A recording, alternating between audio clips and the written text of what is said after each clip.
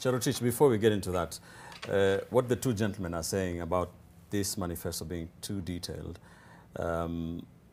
is that what is that the reason why the deputy president has been crucified, in your opinion, so many times for the promises that the Jubilee administration or the Jubilee duo of himself and the president made in 2013 and in 2017, where people seem to quote him verbatim? You know, he said in 6 months you'll do this and this, you'll build this stadia and all that.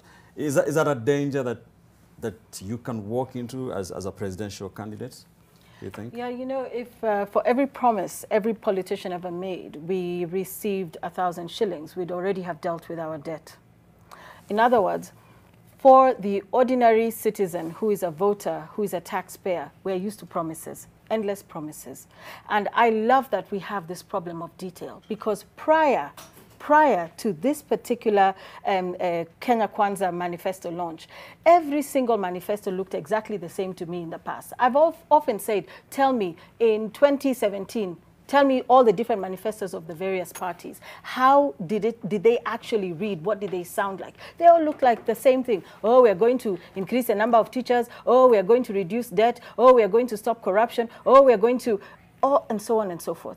Now we have an issue where my two senior brothers are saying there's too much detail. I love it that there's detail. Give us the detail. Give us the how, the mechanics. Obviously, if Kenya Kwanza comes into power, there's regulations and systems. It's not like everything that has been said will be written into law immediately. There's a legislative authorizations to deal with. There is the executive spaces. There's a whole plethora of systems and structures and processes and institutions that will have to also agree with and go forward with the detail in this plan, with probably tweaks and amendments. But it is fantastic that we have detail. It also shows that Kenya Kwanza took the time to listen to those 90,000+ people in the 47 counties and all those technical thematic spaces. I was listening to the health one. It was utterly impressive. That is the detail you see here. This is not cooked up in the deputy president's head. This is the product of intense work.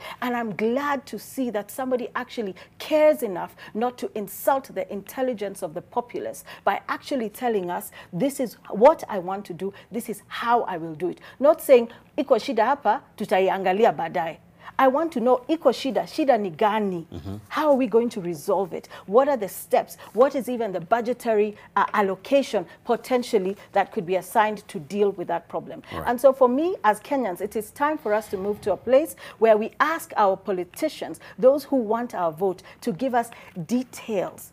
So contrary to the semantics around how long or short or whatever a manifesto should be, as an ordinary citizen, I'm happy that I will have 53+ pages to read of the Kenya Kwanza manifesto to understand that if I do cast my vote in favor of William Ruto as President of the Republic of Kenya, it's because I know and he has told me what he and his team and his government will do once they're in power. Right. I could say that I did enjoy the Azimio manifesto because it was brief. But brevity is not what we are looking for as Kenyans. We have serious problems. And Kenya Kwanza has shown us from the bottom up how they are willing and ready to tackle it. Right. And for that, I give them absolute credit. And let us now see, because it is a democratic country, people will then finally decide who has presented the best plan, detailed or otherwise, to lead the country forward in 2020. All right. After August 9th, 2022. A small point to make. Just 20 seconds before. After the deputy president spoke, I watched it in this channel. Wajakoya was speaking.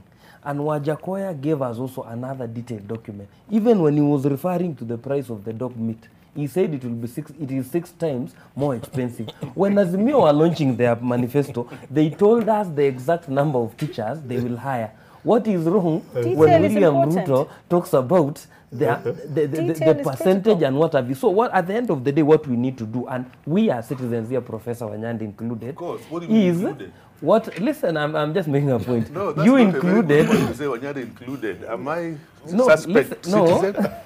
What I'm saying is we need to put politicians to a corner. They evade the dragnet because they point to us to the issue of grey area. In the interest of the viewer, what the good lady and the good friend of mine are saying, the detail can make people laugh at you.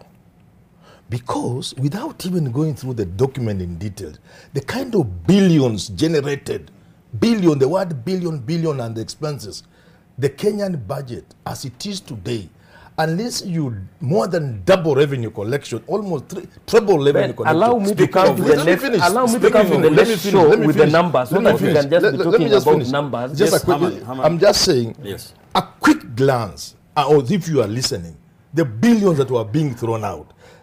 I think in Kenyan quickly rubbishes it. So this guy is a joker. He's being populist, and that's dangerous to you as a presidential candidate.